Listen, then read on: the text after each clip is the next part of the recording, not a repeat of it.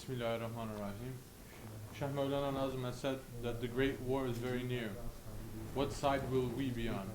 What's we are trying to stay out of this mess, but what should we do if we are attacked in our own homes? Bismillahirrahmanirrahim. Destur. This great war is something that this whole world is preparing for. So many is saying, oh, don't believe in that. Not only every religion is believing in it. Not only this book, Ahli book religion, but every other religion, saying every other faith tradition, is saying there is going to be a big war at the end between good and evil. Those who don't believe in it, there's something wrong with their heads. Because you look in the nations of this world right now, is everyone rushing to make peace? They're rushing to make war, isn't it? Every country, east and west, north and south now, especially Muslim countries, once they get, what is the majority of the budget of their countries that they are spending on? To have more peace? Or to buy weapons of mass destruction, war? Whose sunnat is this? Certainly not the Holy Prophet sunnat. Yes, so the great war, it is coming. It is very near. Important is how to prepare ourselves for it. That's why we're saying what Holy Prophet is saying. Prepare yourself for that time. Move away from populated areas. Live a simple life. Be with a small group of people who are living only for the sake of Allah to worship. Don't run around in the streets so much. Don't try to learn so much too, because there's so much confusion there. With what you know of your religion, take it and practice them. This advice, it was not given yesterday or 10 years ago or 50 years ago or 100 years ago. This advice was given 1400 years ago. And the Muslims have always been preparing themselves for this. And the Dargahs have always been preparing themselves for that too. That if there's not great war, there's one war or a disaster, something or other. And when those times come, everybody comes to the Dargahs. The Tariqat Dargahs, and they're seeking shelter from it. And the Dargahs, they are ready to help people. So now, if you know which one Allah loves more, for you to receive help or for you to offer help, then you're going to go one more step. You're not going to say, I'm just going to go to Dargah to save my skin and my family. You're going to say, no, Prophet loves his ummah. And his ummah is not just Muslims. His ummah are Jews and Christians, Buddhists and Hindus, believers and unbelievers. They are all his ummah.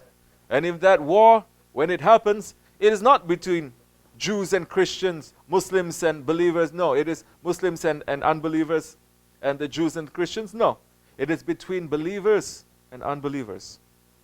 Those who believe. There are many in Islam. They're saying we are Muslims. They don't believe in Islam. You're going to be in the category of unbelievers.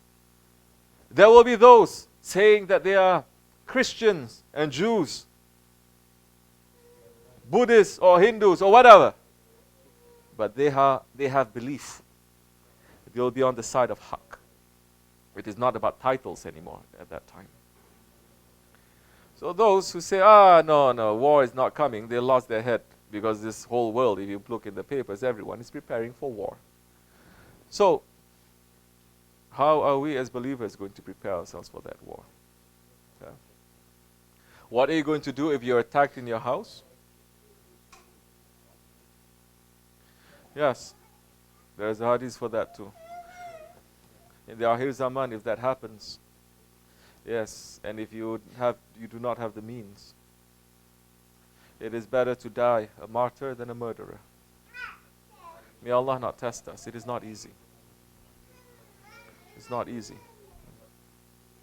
So many now in these days, they're meeting tens of thousands to make grand Mawlud.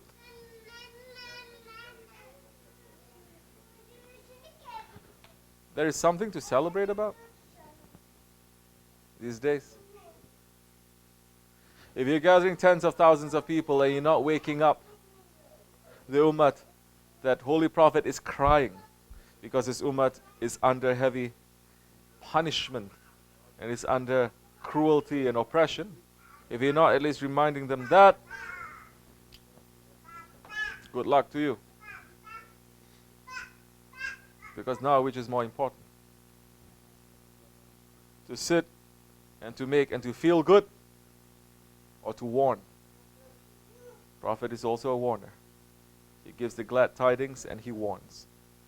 So many now just give glad tidings and they're not warning people how to stay away from the fitna and how this ummah is suffering and what we must do.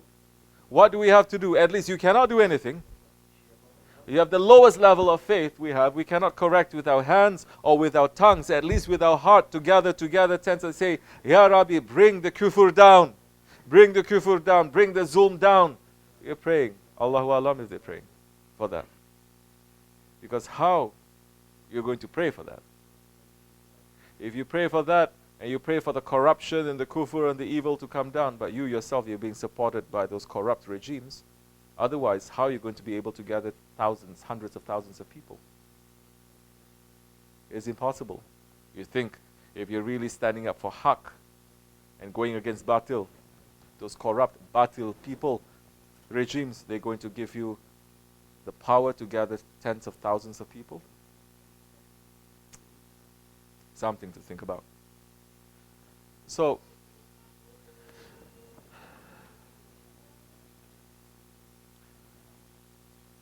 prepare yourselves for that war,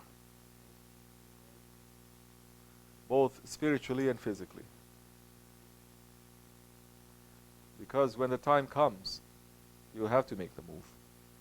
If it's not a war, if the rain, thunderstorm, that is only 10 minutes, continues for 1 hour, everything is going to be underground, isn't it? We're living at the top of the mountains. Who is going to say now, oh, don't say that. Why are you saying that? Nature is so nice to us these days. The weather is so nice. Everywhere it is nice and peaceful and shining. Nice day. You cannot even say that. Unusual things are happening in this world with the climate changes, isn't it? So what's going to, and what else? Economy?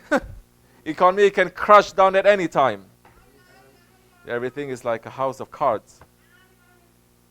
Everything can crash down. So we're living now in a world of complete uncertainty. Banks, you have all your money and you're putting there. Banks can just declare themselves to be bankrupt one day and say you cannot take it out. What are you going to do that time? You think it has never happened before? It's happened before so many times because it hasn't happened to you, that's all.